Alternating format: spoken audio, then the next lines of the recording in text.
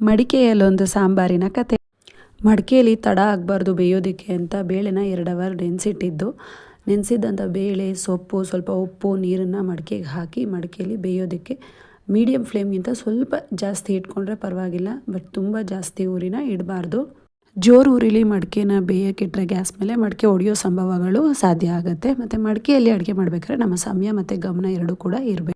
ಬೇಳೆ ಬೆಂದ ಮೇಲೆ ಸೊಪ್ಪನ್ನು ತೆಗೆದಿಟ್ಕೊಂಡು ಬೇಳೆನ ಹಾರಾಕಿಟ್ಬಿಟ್ಟು ಒಂದು ಅರ್ಧ ಬೆಳ್ಳುಳ್ಳಿ ಮತ್ತು ಅರ್ಧ ಈರುಳ್ಳಿನ ಮಿಕ್ಸಿ ಜಾರಿಗೆ ಹಾಕಿ, ಉಳಿದಂಥ ಅರ್ಧ ಈರುಳ್ಳಿ, ಬೆಳ್ಳುಳ್ಳಿ ಜೊತೆಗೆ 1 ಟೇಬಲ್ ಸ್ಪೂನ್ ಜೀರಿಗೆ, 2 ಮೆಣಸುಕಾಳು, ಸ್ವಲ್ಪ ಹುಣಸೆಹಣ್ಣು, 1 ಚಿಕ್ಕ ಟೀ ಸ್ಪೂನ್ ಎಣ್ಣೆ ಹಾಕ್ಬಿಟ್ಟು ಹುರ್ಕೊಂಡು ಅದ್ರ ಜೊತೆಗೆ ನಮಗೆ ಖಾರಕ್ಕೆ ತಕ್ಕಂಗೆ ಮೆಣಸಿನ್ಕಾಯಿ ಮತ್ತು 1 ಟೊಮೆಟೊ ಸೇರಿಸಿ ಚೆನ್ನಾಗಿ ಹುರಿದು, ಇದು ಹಾರಿದ ಮೇಲೆ ಇದನ್ನು ಕೂಡ ಮಿಕ್ಸಿ ಜಾರಿಗೆ ಸೇರಿಸ್ಕೊಂಡು, ಜೊತೆಗೆ ಹಾರಿದ ಬೇಳೆ ಕೂಡ ಮಿಕ್ಸಿ ಜಾರಿಗೆ ಸೇರಿಸ್ಕೊಂಡು ರುಬ್ಬಿದ ಮಿಶ್ರಣನ ಮಡಿಕೆಗೆ ಹಾಕಿ ಅದಕ್ಕೆ ತಕ್ಕಂಗೆ ನೀರು ಹಾಕಿ ಕಲಿಸ್ಕೊಂಡು ಬೇಯಕ್ಕಿಡಬೇಕು. ಮಡಿಕೆಯಲ್ಲಿ ಒಗ್ಗರಣೆ ಹಾಕಕ್ಕೆ ಹೋಗಬಾರ್ದು.